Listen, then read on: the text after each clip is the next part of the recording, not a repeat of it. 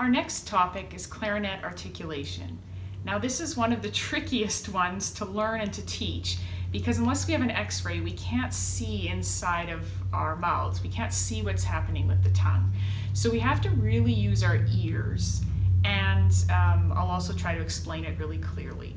So when we articulate on the clarinet, the tongue is going to lightly touch the reed. That will stop the vibration, which creates the sound, and that will separate the notes.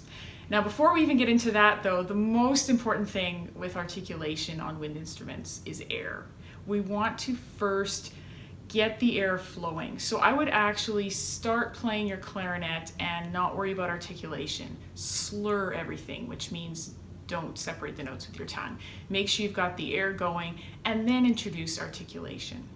On clarinet and on saxophone, on the single reeds, the general rule is tip to tip, meaning the tip of my tongue to around the tip of the reed. Now, not exactly the tip, it might be a little further down, but it's fairly close to the tip of your tongue. So, the important thing is keep the air flowing. And then I'm gonna lightly, maybe using a d syllable, lightly touch the reed. Often people will say t, but that can be quite aggressive. So I like to start with a softer d or a th. I like the vowel because it gets the tongue higher, like we talked about in the embouchure segment, rather than which the tongue tends to drop. So I'm going to start with legato tonguing, really smooth tonguing, and this is what you should aim for first. I'm going to do it on one note so I can really listen. So I'll take C. And I was just lightly saying duh, duh, duh, duh, duh, duh, duh, my tongue lightly touching the reed. Some important things to watch for. If you look in a mirror, you don't want to see your jaw moving. We call that chewing, where you, when you're actually moving your whole jaw instead of your tongue. Don't do that because you'll hear it in the sound. You'll hear the pitch distort. Instead of da da da da, you hear dwa dwa dwa dwa dwa.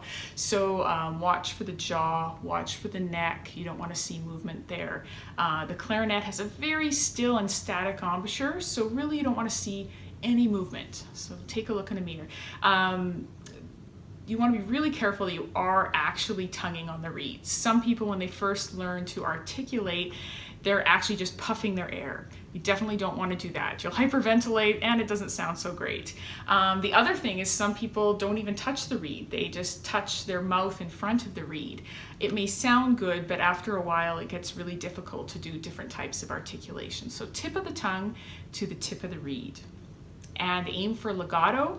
Practice on one note. Try to listen so the pitch is constant, and aim for as light as possible with your tongue. And then later on you can work your way towards other types of articulation.